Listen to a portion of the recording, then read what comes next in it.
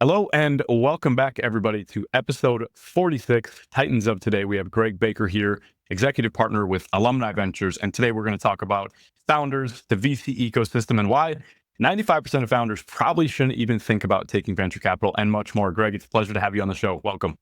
And thanks for having me. Pleasure to be here. Most definitely. Now, I loved in our first conversation your contrarian view on a lot of different things, because in the founder community, it's this status signal. It is a signal of validation and success and verification of what you're doing that you go out and you raise a lot of money from venture capitalists. So many people chase it. Of course, knowing the statistics, the percentage of startups that raise venture capital is extremely small. And then of those, the percentage that turn out to be those big successes is even smaller in many cases.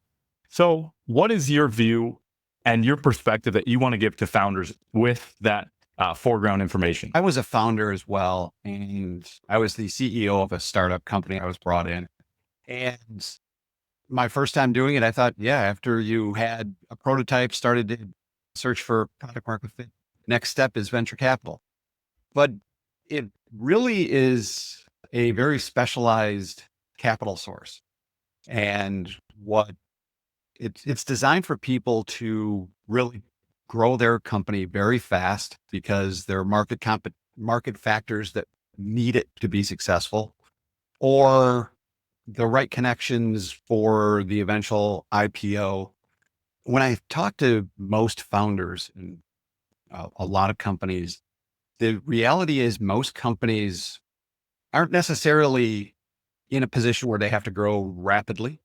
They want to control their company. They want to build a generational business for local employees or have a philanthropic arm of their company. Venture capital is not going generally to allow you to do that.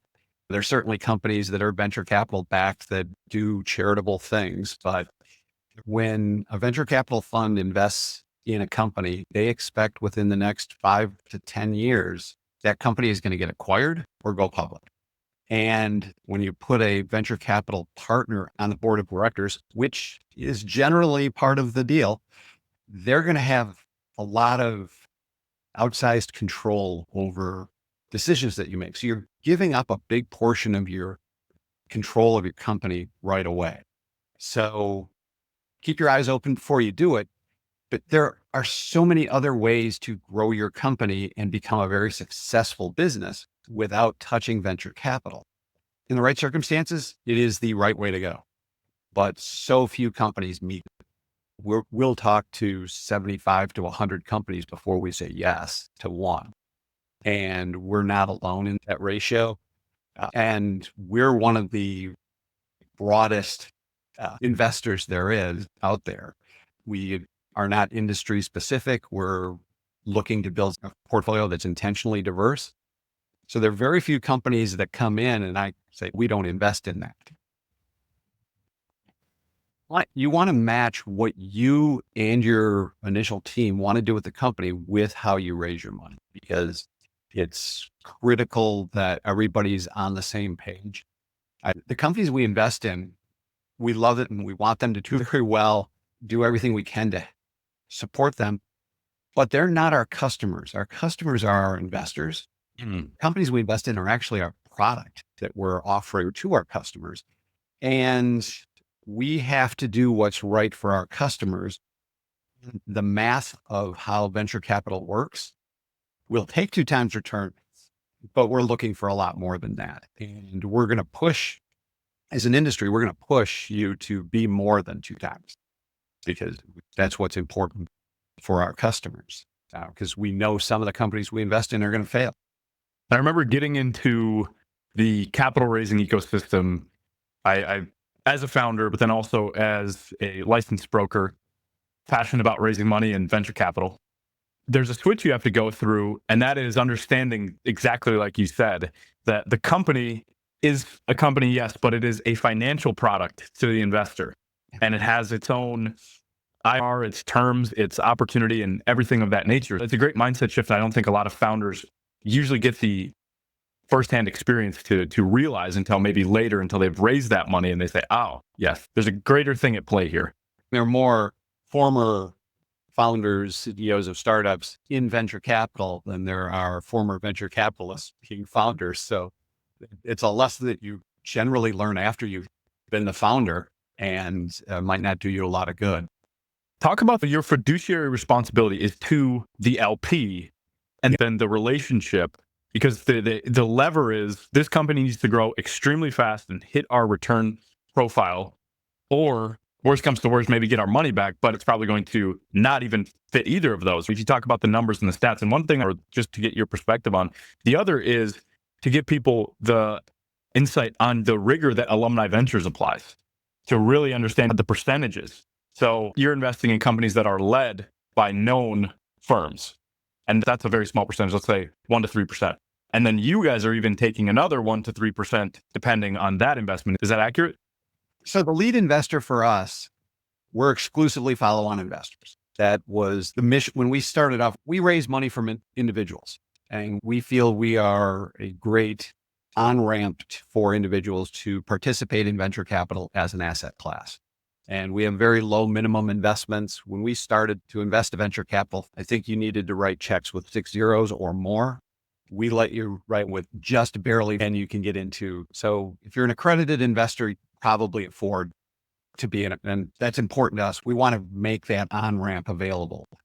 So one of our funds individually is very small, 3, 5, 10 million.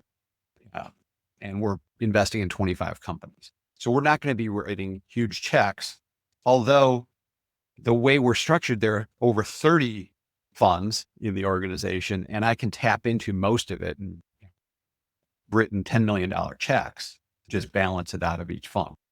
We decided that, especially when we were first getting started, if we were trying to compete to be the lead investor and offer a term sheet to a great startup, and they also got one from Andreessen Horowitz and Excel and Sequoia, they're not taking ours.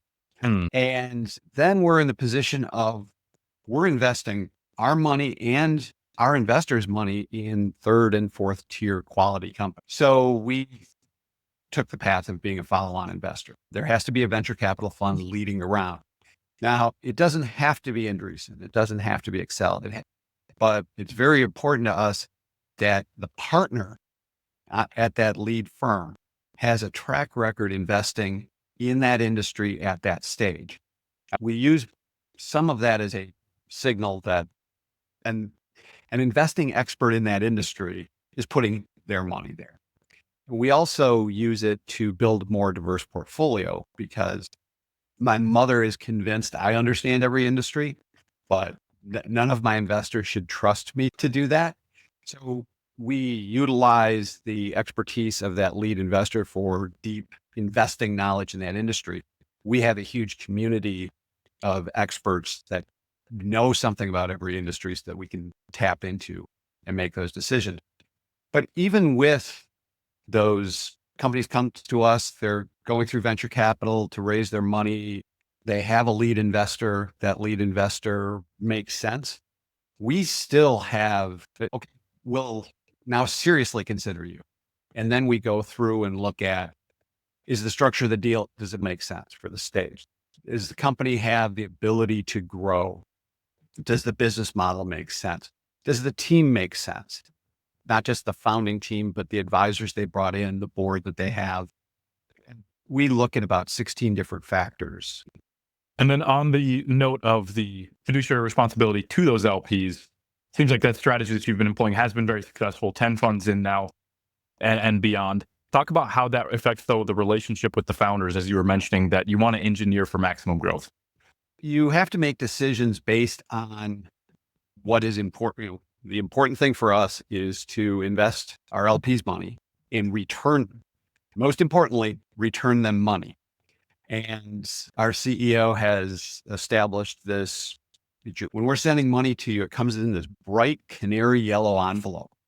And even if you've demanded direct deposit, we're sending you the bright canary yellow envelope with a letter of how much we just put into your bank account, because we want people excited when they go to their mailbox and see that letter to think, oh, I made an investment in this firm and they're sending me money back. But we have to make decisions that are intended to maximize that return. I had a company a few years ago. We had invested in it. 18 months later, the CEO and the chairman called me and said, Greg, we're probably going to be acquired. Great. Like, we want to firm up as we're probably going to raise our next round in 6 months. So while the negotiations are ongoing, we don't want a soft balance sheet. So we're offering a convertible note to existing investors. If you invest in the convertible note and we get acquired, you're going to get 50% return on that investment. If we don't get acquired, you'll get a 20% discount to the next round. All right. So what's your probability of getting acquired? He said 95%. All right. I'm going to pass. And he's like, what do you mean? We've talked to every other investor and they're all in. And the chairman jumped in, who's also runs a venture capital fund. And he said, you don't reinvest your returns. Great decision. I can't believe the others didn't do what you did. We keep reserves to do follow-on investments in our portfolio.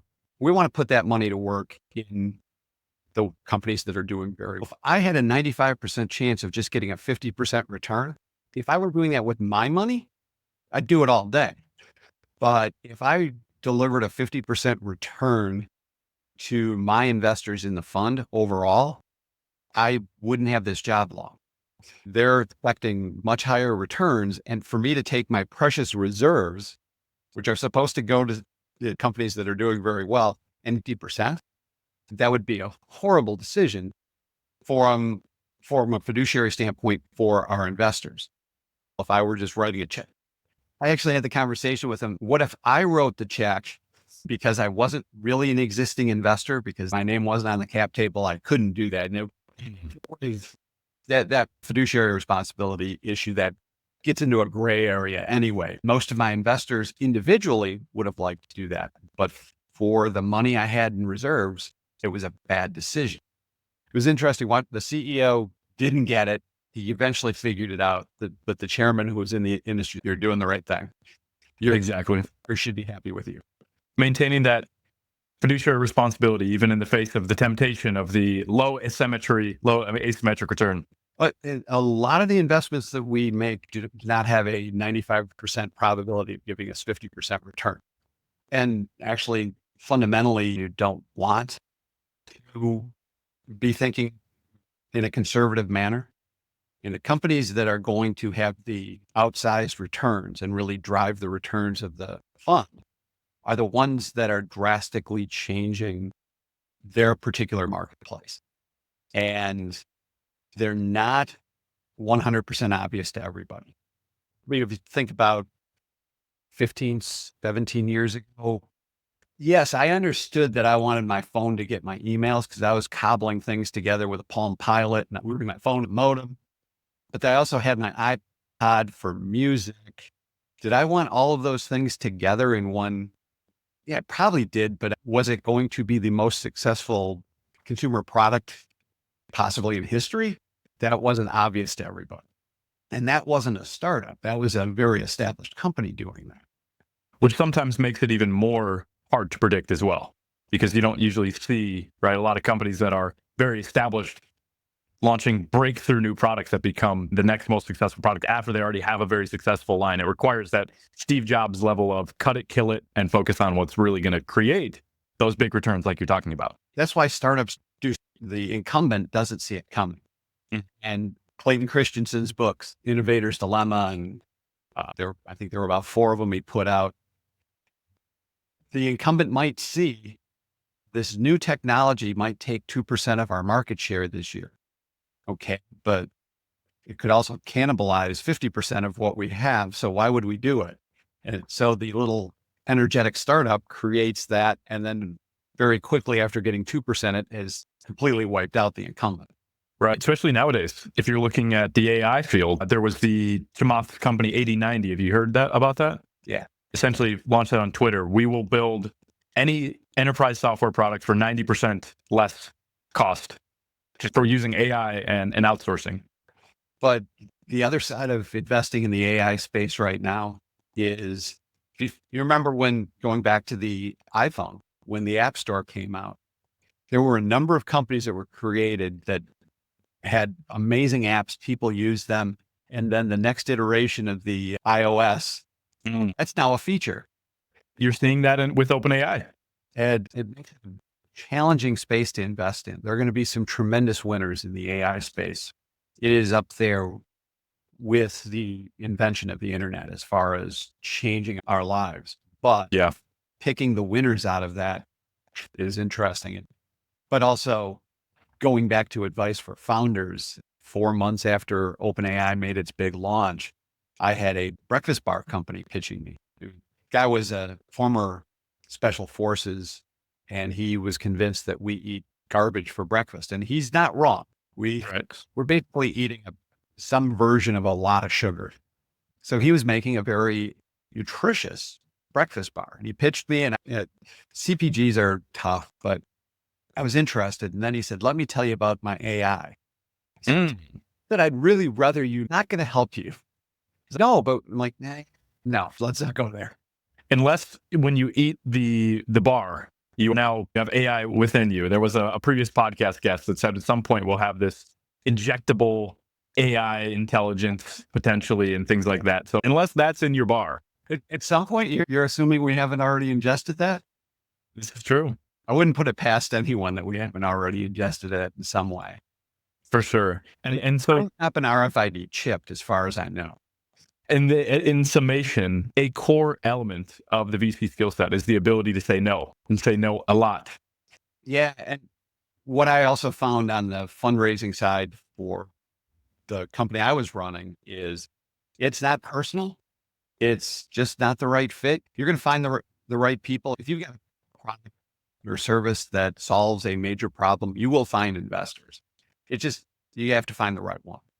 I was giving an intern some training on evaluating pitch decks. And one came in and I said, let's go over this one. And it was, I forget exactly what the product was, but it was for nursing mothers. And there were 10 slides explaining the problems of pumping, nursing. If you're a founder and you're building a deck, if you need 10 slides to explain the problem, the person who needs those 10 slides is not investing in your company. If they don't understand the problem, they may not, nursing is not an issue to me in my life. Old enough now, that's not going to be an issue in my house, but I understand it's an issue. If I need 10 pages to figure that, I'm not going to be interested enough in your issue to make an investment. Would you say the same if it was extremely technical, or it's more of a match of the right investor in that point? There are some extraordinarily technical companies, but it can be deduced down into some. Yeah. I've met a couple of people in this that are tremendously good at talking to the technical level of who they're speaking with. There was one young man, and he was very young. He got his PhD by the time he was 24. He's building radio frequency controlled plasma booster rockets for cube satellites. That is a mouthful. So I started a conversation with him and he said, what's your background? So, well, I studied mechanical engineering with a little bit of robotics, worked in that for a little bit, but I have an MBA, worked in various manufacturing settings, industries for a while. So he starts having a conversation with me. I understand technically what he's doing. I couldn't do it, but I understand what he's doing. Halfway through the call, someone from my team joined. The guy stops. I studied history and a little bit of business post-grad.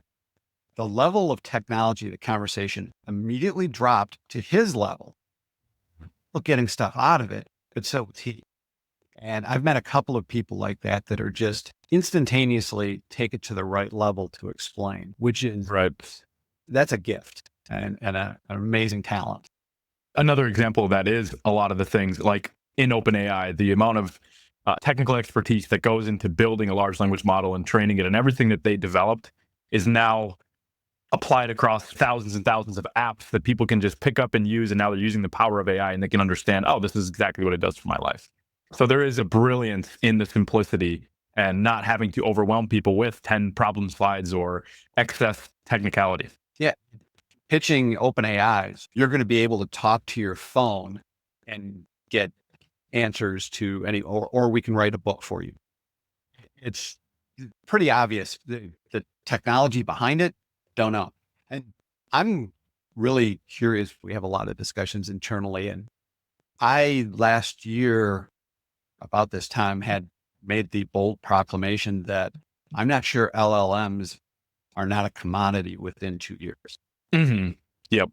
And how are they valued where they're valued? I don't know if that will play out.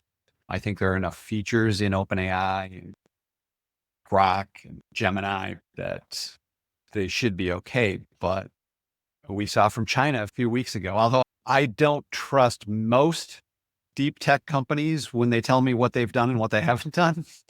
On the surface, they may have used as many GPUs as everybody else. Right. They don't have to tell us.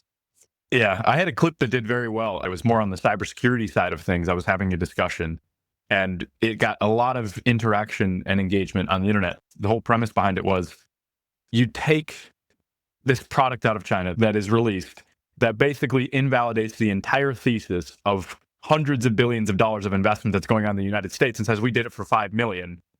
That is quite a tall tale. And so there's a lot of things that still need to be explored about that. LLMs. I just saw Facebook released a paper. I was going to dive into it. It's called large concept models. Instead of just taking text and being able to generate exceptionally intelligent material on various levels based on your demand, large concept models are supposedly a little bit more advanced. And so there is still innovation that can occur on that technical or the architecture infrastructure level. Oh, there will be. Yeah, that we're just scratching the surface of where we're going to end up. Hopefully we keep it under control. I did see some movies back in the 90s. I believe we're coming up on some of those dates. The Terminator. Yeah, but yeah, the Terminator was a big one. We have passed the date for Terminator, but there's another date coming up in 27, I think, that was predicted back then. Especially the robotics exoskeleton. I'm not sure if you saw, there was a humanoid exoskeleton that just came out. I don't remember the company, but it had the clearest features of something that could turn on us in terms of just how it looked. I'm at an age now where I keep somewhat in shape, but I think my toaster could take me out. Yeah.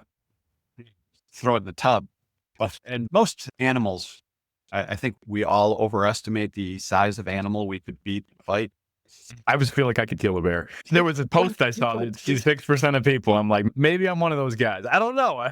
You put me again if I need to survive. No, it'd definitely be a challenge. I'm going to try, but I'm betting the number's lower than 6%. Definitely. I had an argument with someone in my family. My wife and I were on a hike in West Virginia, this state park, and we were along this huge cliff, and the state park was called Hawk's Nest. And I look up in the tree and there are 4 hawks looking at me, and I'm standing on the side of a cliff. On dry, regular ground, I think the hawk can take me. Yeah. Oh, hawk wouldn't be, yeah, I think a hawk can take me pretty easily, but just startling it and having fall off the cliff is easy. Coordinated attack and it's over. There's the group that thinks that Steve Irwin was hit by the stingray. That was the animal world taken out. RIP to the legend. So in terms of, and on the flip side, we talked about the ability to say no is a fundamental skill set of the VC. And the thought on the other side that comes is for the founders, it's the ability to hear no and persist and continue for those that do go out and raise money. Yeah, you're going to be told no. It's not personal. Just keep trying. Failure as a startup CEO oftentimes is giving up as opposed to product. There are some tough times when you're running a company and people are counting on you to raise that money, but it's out there if your product's good. You got to figure that out at the right point as well. The tough part about saying no in my seat now is trying to live with the fact that you said no to Uber. That's a tough pill to swallow and a tough one to live with, but that's the cardinal mistake on our side, to miss the big winner in your flurry of saying no. But if you've created a big winner, you'll get money. And being in the upper Midwest, I hear a lot of people talk about there's not enough VC money here. There are a lot of great companies that have been founded in the middle of nowhere and fully funded. I firmly believe that most great companies will find money. Totally agree. One of the things you said was that a lot of founders will be successful unless they take VC money. So if they take VC money, it would actually increase the likelihood that their company would not be successful. So the company that I ran, which ultimately did fail, but we did not take venture capital money. And we ran for 15 years. We had some fairly decent sized contracts at the end. I stepped aside to bring in someone who was good at scaling. And ultimately, that person wasn't great. It didn't work out. And maybe we just didn't have the right product. But while I was running it for those 15 years, we watched competitors take venture capital money. They had amazing trade shows. They threw big parties. They were there for 3 years and then they were gone. I think the ultimate reason our product didn't carry, we were early. The market wasn't ready for the transition that we were trying to create. We also needed about 6 years to get through approvals from various organizations after we manufactured a product before we could start selling it. So it took a long time, and VCs aren't that patient. When you invest in a nuclear fusion company, yes, you need to be patient because it's going to, but if you have a product that you've fully developed and you get it through approvals and you get ready to start selling, and then for 2 years, you don't get real sales, you're going to have a hard time raising money from venture capital. If you have investors or funding options that really believe in what you're doing and they don't have that venture capital mindset, angels, or maybe your suppliers helping you with terms, knowing that they'll be very successful if you're successful, they tend to be much more patient. What about founder communication wise? I've seen, you mentioned this, I believe, that to really identify the principles of the best founders in the way that they interact and communicate with investors, I've seen many cases, and you can speak with firsthand experience, where it's sometimes the companies that don't need the money, that are growing really quickly, that investors want the most. And tell me about your thoughts and your experiences on some of those types of founders. Talking about they're keeping investors up to date on what's going on. More about, let's say you have a very hot company. Yeah. And especially nowadays, we're seeing the complete lack of IPOs because companies are just thriving being private. But then also in the earlier stages, you're seeing some of these really breakthrough companies not taking that much money and just being the prize in essence, and waiting until they hit that point where they're raising it at an obscene valuation and raising tons and tons of money because they've built up that value, built the product, built the community and the content and customers around it. You always, sitting in that founder's seat, CEO of a startup, you always want to take a little more money than you need, but you raise money to your next major milestone, because once you hit that milestone, it's easier to have the conversation to bring in money. So the people who aren't taking a lot of money and growing this amazing product, some of that could be they're profitable already, but they know they're certain of their milestones, that internally de-risk the technology. They know their customers, they know the adoption rate, and taking as little money as possible, keep the organization lean. Companies close on a $20 million round and all of a sudden everyone has a new chair, a very nice desk. They get a better ass, and they're burning a lot more money. The ones that you're describing that just take a little bit, they continue to run as if they don't have any money and work just to everything gets put into the company to build revenue. And those are the best companies, almost always. And even if they do get a big round, it all goes into what's necessary to get to that next milestone. If you're always hitting milestones, you're always capable of raising. But the key is when you're asking for money, to explain exactly what you're going to do with it.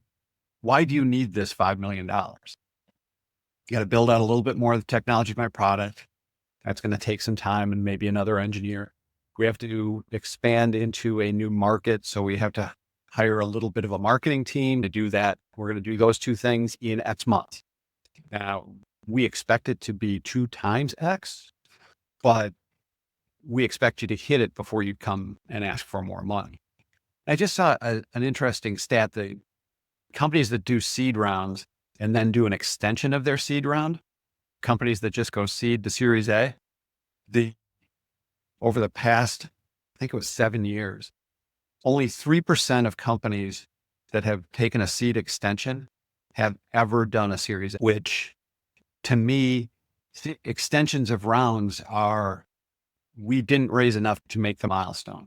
I had a company that we invested in was developing chips that could have been more adapt to AI than graphic processors, which NVIDIA might hunt me down for saying that.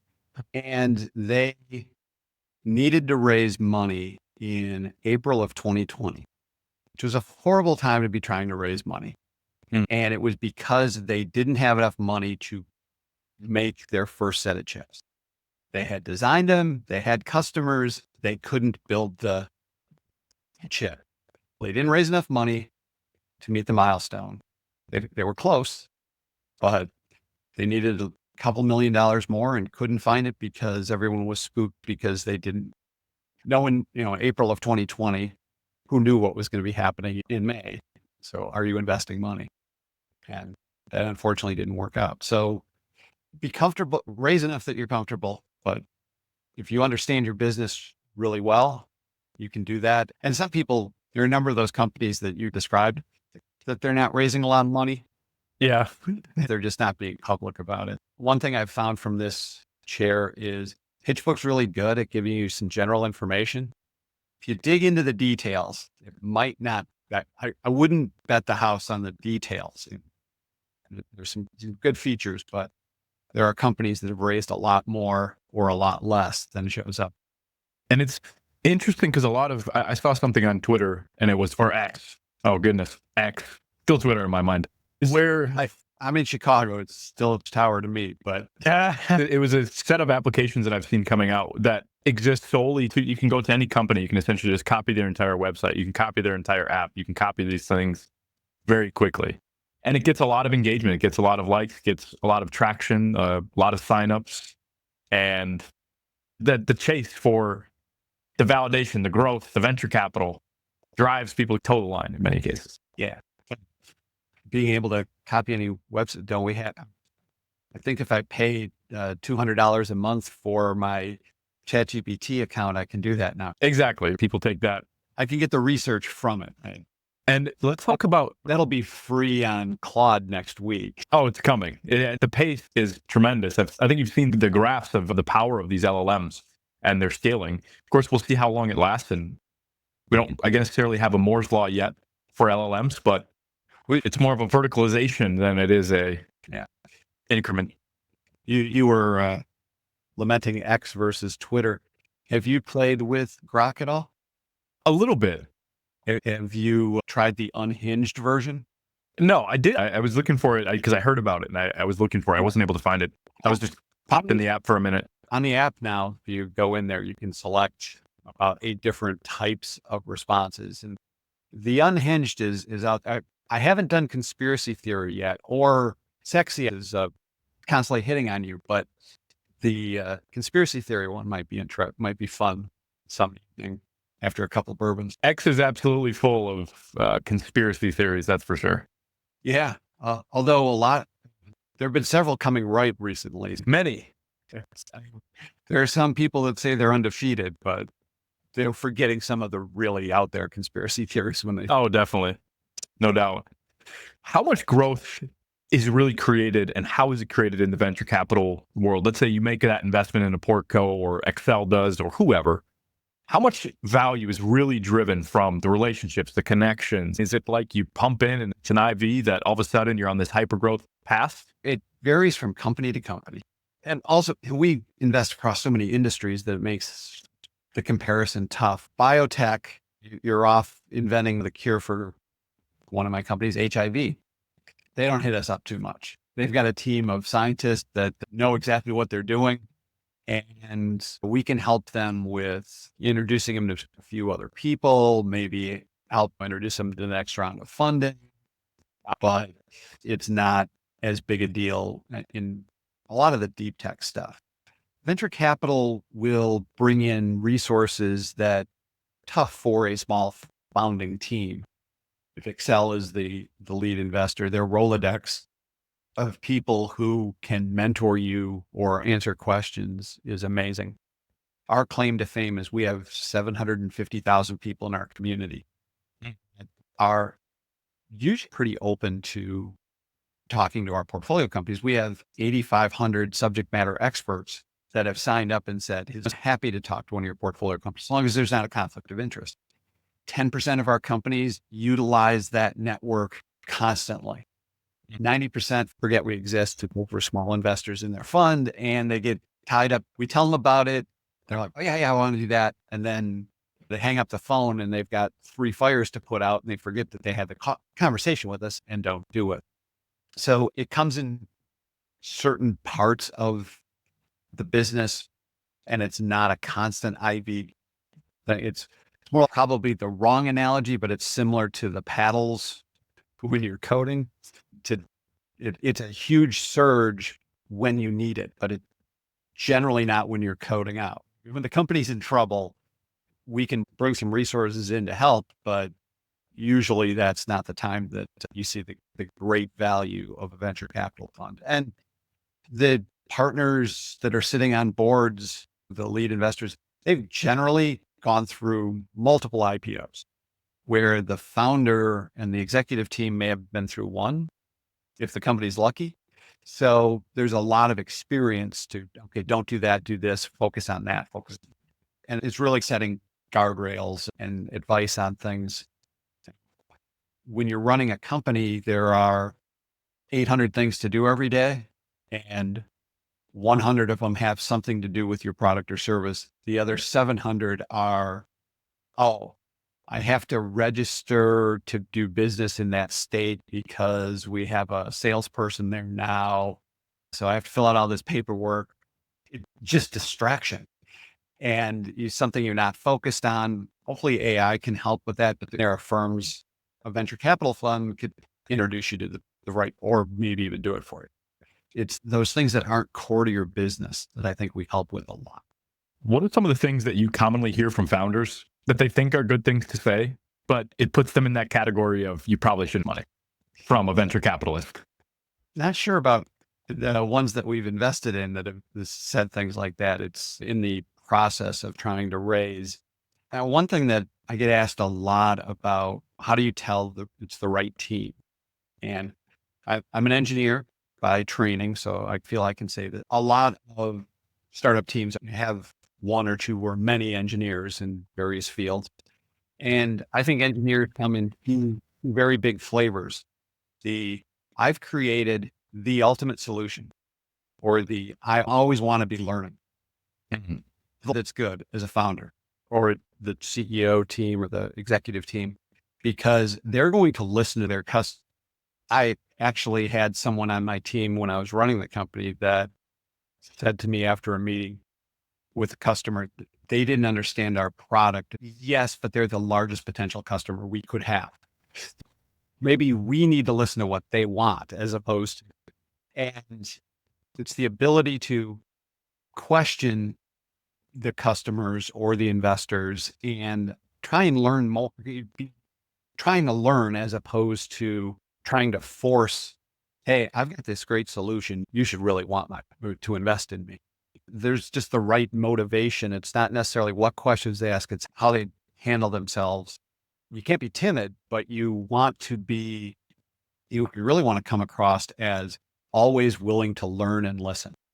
The reason I asked that question is because as you're talking about the growth that's engineered and how a lot of founders utilize it, is the thought that comes up in my mind is if you're depending so much on your investor for growth of your startup, aside from the capital that you're coming in to fuel the system and the plan that you have in place, you don't want to be in that situation where you're counting on your investor for that. You should be running your own company.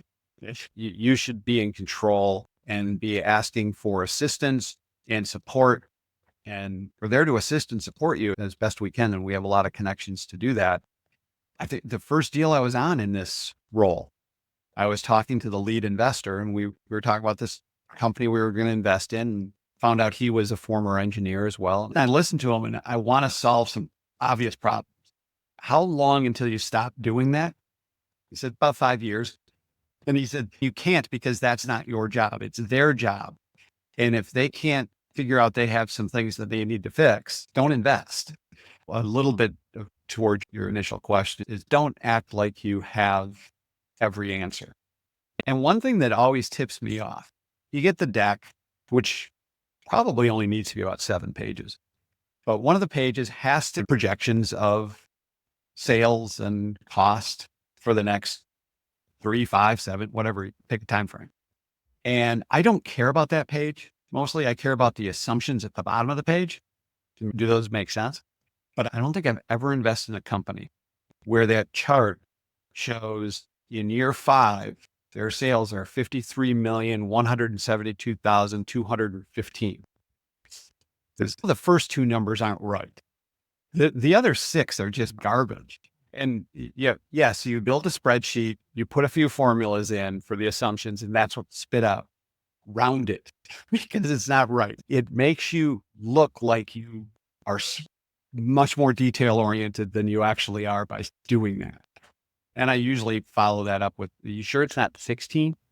So that's a sign to me, and I could be wrong with some people, but with a lot of people, it plays out through the rest of the conversation. They're exactly right. And exactly right makes it tough to listen to customers. What company outside of biotech is ridiculously successful in what they started doing? It's not Amazon. I'm speechless. They sell books. You have to be adaptable.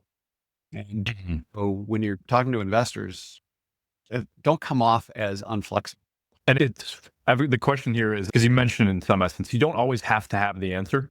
And that was one of the things I had to teach to a lot of people and to myself. I learned that it is actually, and this is the question, is it good to hear, here's how we're thinking about that, but we're not 100% sure. We actually don't know the full answer to that, but I can get back to you with. Especially if you're talking about something in the future, you don't know. And so be upfront about it, explain exactly what your theory is, but also recognize and acknowledge that you don't know for sure. And if it's a question about what were your sales last year? Exactly. Speak 100% confidently about that. And I'm actually okay with 90% on that. I think it was 3.5 million. It might've been 3.4. I'll get back to you. That's fine. But some of the things you're not going to know and won't be able to get back to me in a short period of time with an answer. That's okay. I had a company we invested in. The guy, this was 2 years ago now. He had started and sold 2 AI companies already. And his partner had started and sold one. And they were getting together and starting another company. And it was very early. And he said, the business model is either going to be this or this.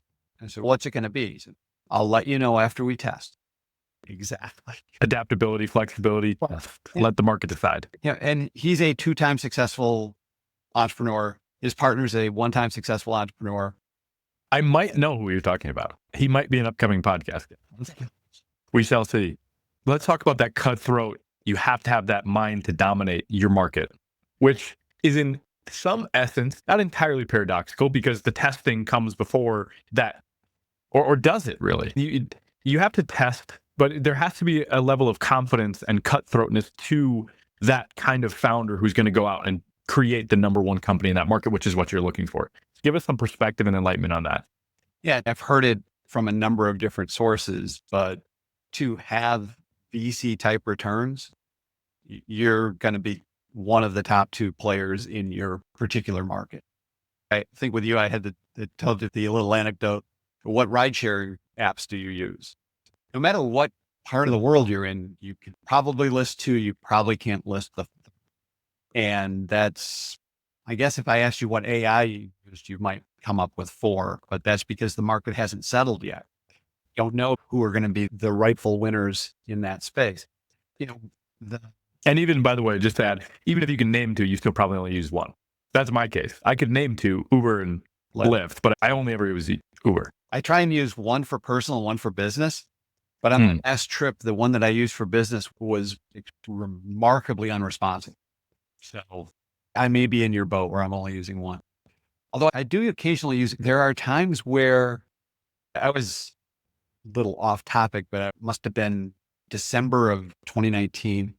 We were in Manhattan for a company event, and I was with two my colleagues that were both in their early mid 20s. And we were supposed to meet the rest of the group about 2 miles away on a rainy Friday. And they're like, they want $65 on Uber, and it might take 45 minutes to pick us up. Come on. And I walked to an avenue, put my hand out. A cab. Yes. Sometimes this actually works, but old school technology, rotary phone. Was the cab driver surprised? He's, oh my God. It doesn't take long to get one these days. When you're looking for VC, you don't want to come in and say, hey, we're going to be the third player. You constantly get the pitches. Hey, this is a $2 trillion market. If I get 1/10 of 1%, I don't care. What? If I got 1/10 of 1% of the mobile phone market, I'd be a rich man. I don't know. I couldn't explain to you how I could get any portion of the mobile phone market, but just look at the numbers. Now, the business is highly competitive. When you're looking at the potential to be a $500 million or $1 billion or more business, once you get moving, people are going to copy you and try and beat you. You have to be flat out, I'm doing this, I'm winning. You don't have to be the over the top competitive person. I've seen very laid back people that are just, I've got a great product. I'm going to listen to my customer. I'm going to deliver. I'm going to execute. And they're very successful. But you are going to face competition. The competition isn't always going to act honorably. You have to beat them or they'll eat your lunch. And so there is a certain level of mentality, cutthroat, I'm going to go out and win. There are multiple ways to get to that end result. But if you're not extraordinarily competitive and driven, you better execute damn well. And you mentioned this in our initial call, but that drive can come from and exist in different personality types. And you mentioned it also in that response where there can be that quiet engineer who just builds and continuously looks for the differentiation and making the product better. And then there's also those hyper aggressive, outspoken types, which are leading teams and driving people, and either one can produce the result. Yes, but fundamentally, whichever person, whatever personality, multiple personalities can be winner. Inherent, there has to be leadership. You have to be able to get your team marching in that direction and going through the walls that are going to come. You're similar to name me the company that is doing what it made a lot of money and what it started doing. Name me one that didn't have a setback. Doesn't exist. Yes. Airbnb had a huge down round before almost everyone got fired because there were some issues. Salesforce had some issues. And every one of those overnight successes that are now known by everybody. First, it took them about 10, 15 years to become an overnight success. And there were times where it didn't look like it was going to happen. There were very few always up and to the right. So you have to be able to pull your team through. You have to attract a great team. You have to lead them through whatever obstacles pop up. What are some of the greatest examples of leadership that you've seen in your portcos and your investments? The walls they've broken through and how they banded together to do it. We invested in this company that it's in the pet space. And they had two businesses. One was going to generate revenue relatively short term, could be a really nice business, but in the background, they were developing a second. It was using stem cells to come up with treatments for pets. The front end was harvesting and storing pet stem cells for your pet. Just when you have them spayed or neutered, they could do it for $25 and then store them for $100 a year. There were co-founders. One was going to build the stem cell treatment, and the other one was a dynamic leader. He had successfully created a pet company and sold it, and he was like the under 30-year-old guy to watch. He's going to be mover and shaker in whatever industry he plays. So he does this.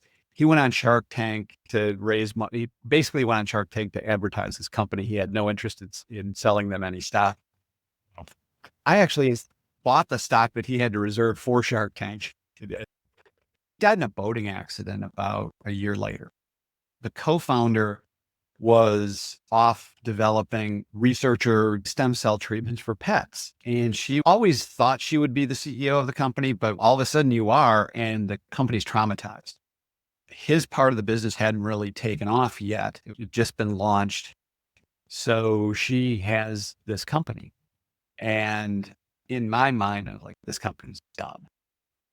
He has pulled that company together. They just focus on the stem cell research. They're about to come out with their first treatment. And she has pulled that company through just a horrific time. And was able to lead really effectively the first time that she's been asked to lead, and she was able to step up and do it. And it's been impressive to watch. She's an amazing leader and an amazing scientist, and she's got a great company on her hands. What were some of the character? Do you believe she always had those characteristics and that experience brought it out of her? You think she was forced in this situation and adapted them very quickly? What's your take? I think fundamentally you probably have it in you, and it's just situations bring it out of you. People in very challenging environments just become people that you didn't think they could be. I think she had it in her. It just was thrust on her earlier and in a very traumatic way, as opposed to just evolving into having the ability at that time to lead. Taking over in a crisis of an early stage company is, they talk about, there's the analogy of starting a company is jumping off a cliff with the parts to build an airplane and building it before you hit the ground. You lose half the plane. For new parts. I think it's in everybody. There you go. Are you given the opportunity to show it? In the Army, the armed forces bring some very unexpected leaders, and the people you think are going to be the leaders when the bullets start flying freeze up, and others step up. It's in them. They just didn't know it. And if they hadn't been put in a position of trauma, they may not have come out. I think this is a powerful thing. There's three parts that come to mind, actually. I had a conversation with a friend maybe sometime last year, and we were talking about him setting different goals and achieving or pursuing different things. And he said, well, it's not really me. And I said, you don't even know who you are. Even you understand who you are, your name, where you were born, and all those things. But if you don't go out and try and put yourself out there, you will always see that it's not you. Luck is a lot of work before the luck. And exactly. Person who, it's not me. If he actually was successful at it, it was. Or right, it would change his perception immediately. Yeah. So we're all given interesting challenges throughout life, and it breaks some people, it makes others. And to connect to the part you mentioned about Midwest founders, I'm here in Minneapolis. A lot of people will use that as, well, I'm in this place, I can't achieve that big thing. But if you look at Elon Musk, for example, he's quoted to say, South Africa is a pretty strange spawn point, but he made his way all the way to Silicon Valley, started going to Canada first, and made his way into Silicon Valley. What I've noticed about the Midwest is there's a fundamental thing in the way we're brought up that if you go off to college and you come up with an idea to start a company and you go to start the company, your parents and everybody around you are going to be like, what is wrong with you? 100%. Or if you're working for John Deere and you're on the track of success and you're like, I'm going to go start a company to do, everyone around you, what are you thinking? Really, I think if you go to Stanford's business school, I think if you graduate, that's a failure. Why didn't come up with a company? You didn't go find a couple engineers and start a company. What's wrong with you? So completely different mindset of how to deal with that. But I think the people who start companies in the Midwest where everyone's questioning you, they're starting it because they're passionate about the problem they're solving. And they're going to fight and they're going to do it. They're going to struggle finding the right resources. life's gotten a lot easier because when I was running my company, most of my team was up in Canada and I would go up there quite often. Otherwise, we would talk on the phone because you didn't video conference in 2001, 2002. It was a little more challenging, but now you can have a company that the people get together once every 3 years and that none of them know if the other person's ever worn pants. And you can be very successful with that. You can have your team all over the place and be very successful. I've been advising a company that guy's in Toronto. His entire team is in India and he's doing very well. The team isn't even together. They have a computer. They Zoom. He spends his day on Zoom, either with customers or with the team developing their software. And so you can be anywhere now. And quite frankly, I would rather you go about 2 hours north of Minneapolis, where rent is $150 for 3 offices. Your tech team is where is not living. And your burn rate is significantly lower than a competitive company sitting in Menlo Park. Exactly. And if you bring your team to Hibbing, Minnesota, when you hit that rough patch, they're not all leaving to the company in the next office. Right.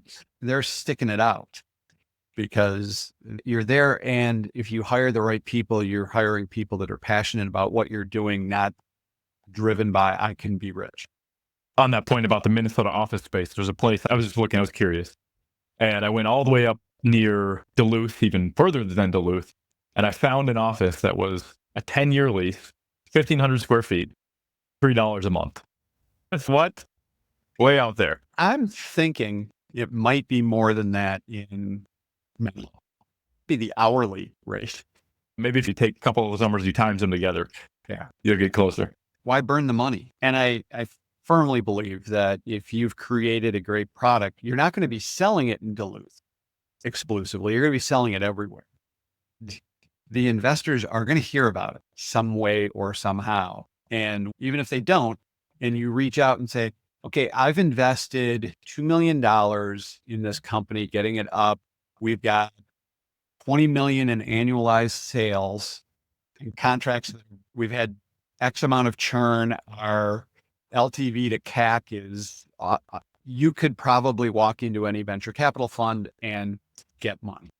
But if you don't have customers, you can't get that money funded if you are in Silicon Valley or Boston or New York or in Duluth. Definitely. We're entering a new era, indeed, of breaking down the barriers. You can find a co-founder that lives in Silicon Valley as well, or anywhere. Yeah. Now, even non-technical people can build very technical products with AI, where different skill sets will now be able to thrive and perform really monetarily. Yeah. I've seen people build amazing apps just talking to an AI. And I can't really tell the difference between that and someone who was a 10-year plus programmer in the same space. Barriers exist only in the mind at this point. And they're going away constantly. They are. Which are going to create new barriers. It's going to be an interesting next 10 years.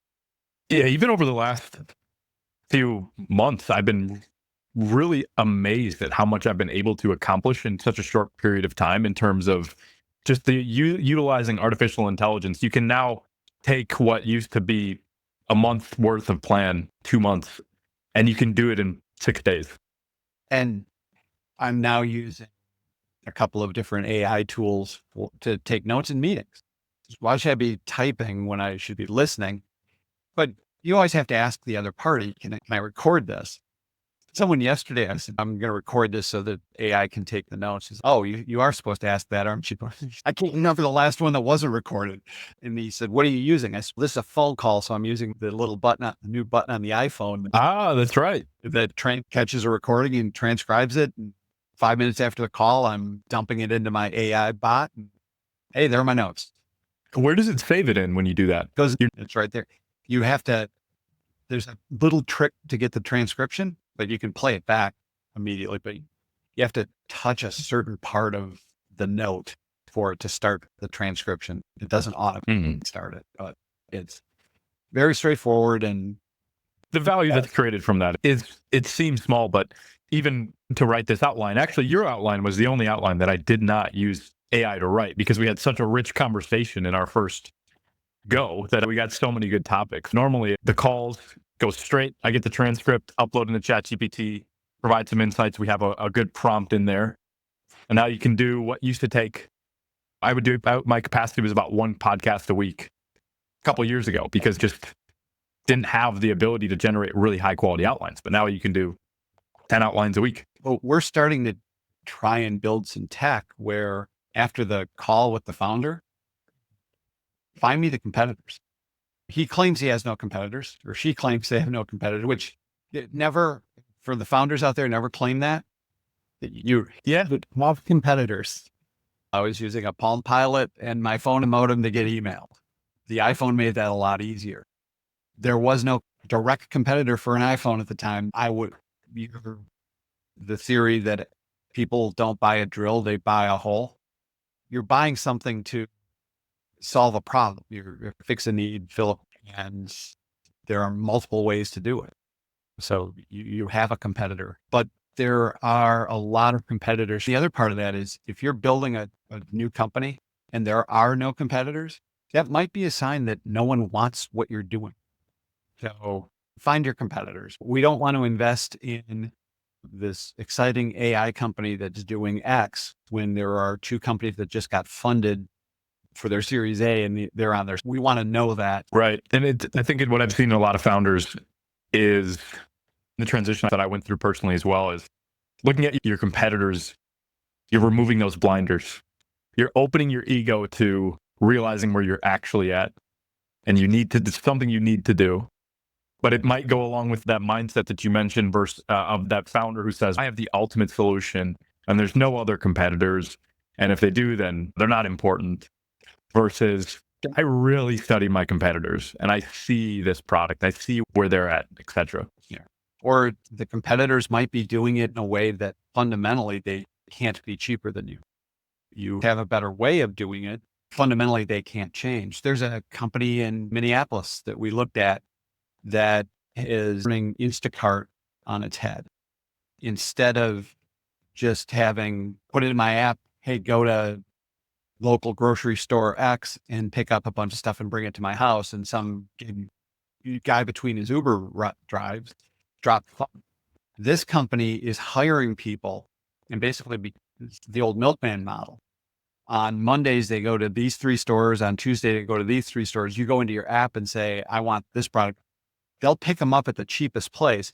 And since it's the same guy coming to your house every week or a week, he knows that you want overripe bananas or you want underripe bananas, or it's not important if there's a bruise on this, or they get to know you. And Instacart can't compete with that because they've spent so much time litigating that the people delivering stuff aren't their employees, that they can't change. They're stuck. So if this little guy in Minneapolis actually starts to take off, there's nothing the incumbents can do. And that's a perfect case example of one of those distinctions in your competitors that you have to pay a lot of attention. You have to really understand. Yeah.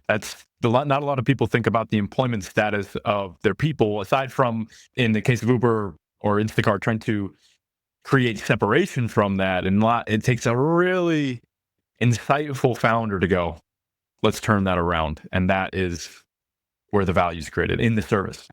Yeah. We ultimately did not invest in that company because I couldn't convince my colleagues that this was innovative enough. And I feel like this might be one that comes back to bite me, that I should have invested in that. My wife won't use a shopping service because she wants to handle the produce. She knows what she wants. And she does the comparison. We have 4 grocery stores within a half mile of each other. So it's very easy to go to the one that has the cheapest for X. And she knows that.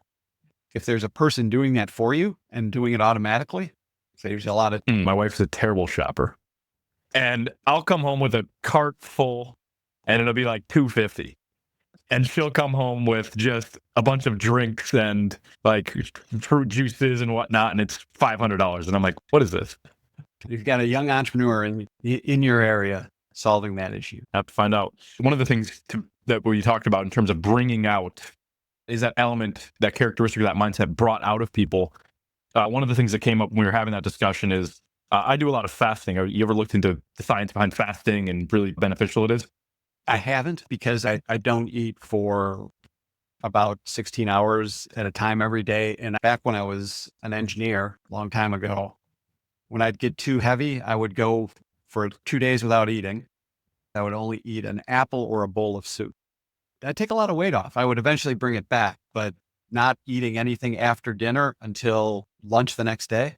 Then Yeah, I avid faster. And one of the things with certain types of fasting, more around cyclic fasting. So there's intermittent, which is what you're talking about. Cyclic is more closer to what the latter thing you did, where you would just eat that apple. And it's basically beyond about 22 hours of fasting in a day. And you do that consistently over time. What's interesting is that your DNA changes what factors it's expressing. And so the point of that is that by subjecting ourselves to those stresses, it's not directly intuitive what can happen when we subject ourselves to stresses, like the story of that founder who was brought out of that situation. there was a book I read about 15 years ago that went through the evolutionary science of, we were brought onto this planet and we would go hunt and kill a bison.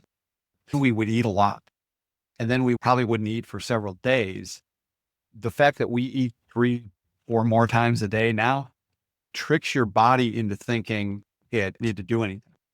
Right. And it compounds on itself. So I think, I haven't done the research on fasting, but it's definitely, there's something in the way we were developed that we shouldn't be eating 3 times a day.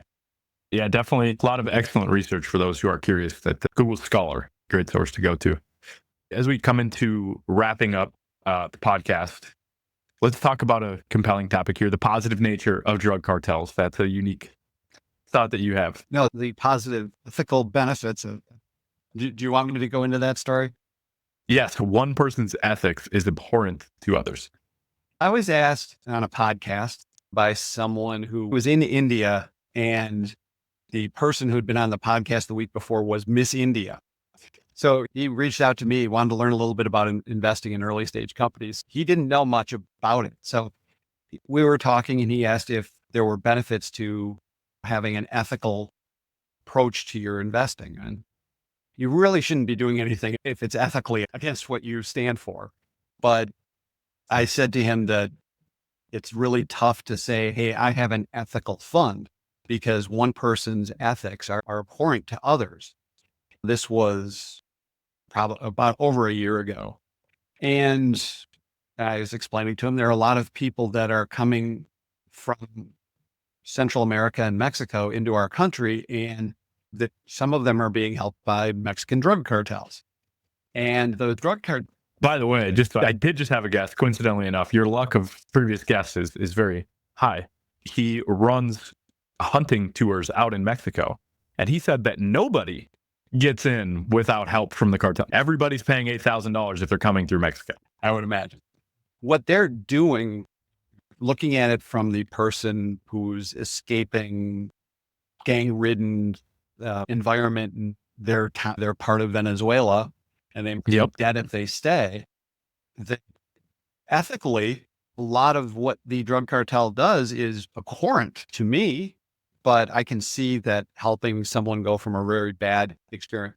Now, I personally prefer that those people from Venezuela find the right way to get to someplace safer, as opposed to doing it illegally.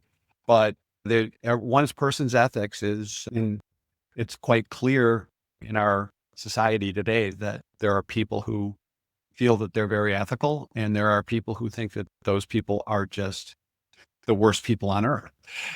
And it's unfortunate. I think fundamentally, most of us agree on almost every topic, and our ethics really match pretty well. But there are instances where one person's garbage is another person's treasure. Over the long view, Have you seen founders that are very successful have a firm understanding and utilization of the right ethics and morals applied to business as most would generally see it?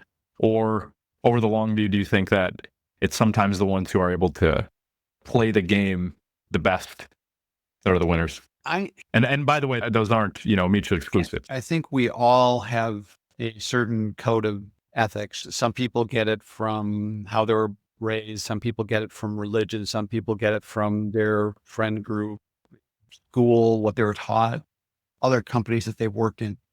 We talked earlier about how it's very important in a startup to have tremendous leadership skills. And I don't think I've ever seen someone with tremendous leadership skills not have very firm ethics. Now, their ethics may not be what everybody else thinks is ethical, but they have very firm beliefs and they have this core that drives them. And I think to be a leader, you have to have that on some level, a fairly high level of that to be a very successful leader. And final question here.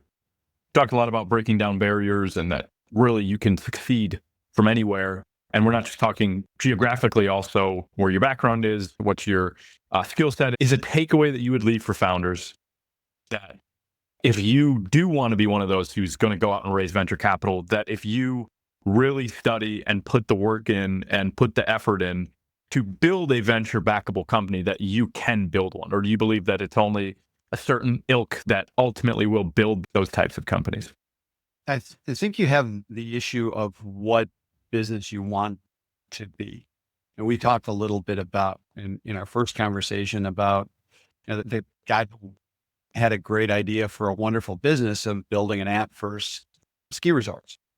And he was going to sell it to he was going to white label it for every ski resort, except for Vail, because Vail already had. I think they expected they could become about $500,000 a year in revenue. Great. You can be very successful. You probably have a great life running that business, but you're not a venture capital backed. That's not a type of company to be venture backed. So excluding the things that just aren't going to get to the scope, I think that if you are in that space that should go for venture capital, you can be successful and be with a number of different teams, number of different ethics, number of different personalities. You can get there. It's not going to be easy. There are going to be roadblocks, but if you come up with fundamentally transformative business, there's money out there for you. Not everybody is the right person to conceive that and bring it to a multi-billion-dollar business. That one's rare as well. Bezos did it. Not a lot of people can make the transition from somewhere around 10 million in annual sales to 100 million. That's a big transition that holds up a lot of people. And one of the bigger roadblocks for the person in Duluth is there's not a wealth of people living in Duluth who've done that. That's right. That's an advantage that Silicon Valley and Boston and New York have over many of the other parts of the country. If you're not the person to go from founder to retire CEO of a $1 trillion market cap company, and very few people can do both. And there are some people who love the first part and hate the middle part and hate the last part. I've backed one guy in 2 companies now because he gets to a certain point and says, okay, I'm done. I've started hiring the team to replace me. I'm going to go. I'm a founder. I'm not a finisher. So if you're willing to do essentially whatever it takes, if you're willing to go to where the value is, to build the venture backable company, you will. I think most people, you could. Yes. Better said. Things happen. Anthropic comes out with a new version and it eliminates what your idea was. Those things happen. It's never a given until it's done. But I think it's capable no matter where you are, if you've got the right idea and you build the right team. And it's pretty impressive how many people are out there that would be part of your team. I talked to a guy who wants me to send me the companies that I would never invest in. The companies that I look at and say, no. He wants me to send them to him because he has built this system of taking an idea and finding a team of people who are passionate about the idea that will come in and work with that founder. And he has to find a different group for each company. but they'll Mhm. only work for free because they're so passionate about that idea. And then they start getting revenue, start self-funding, and they never need venture capital. There's a niche out there for everybody if you would like to exist in a niche. Yeah. Craig, it's been an absolute pleasure having you on the show here Thanks for today. inviting me. I enjoyed it. And I think the wind's died down a little bit here, so my house isn't going to blow away. Good luck on the move and everything, and I definitely hope to see you again soon. Take care.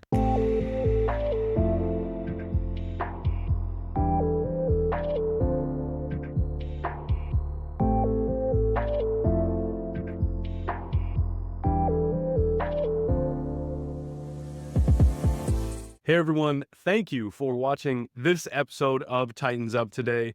What did you learn from it? Make sure to drop a comment below with your most valuable insight so that other people can engage in the conversation around what this speaker brought to the table.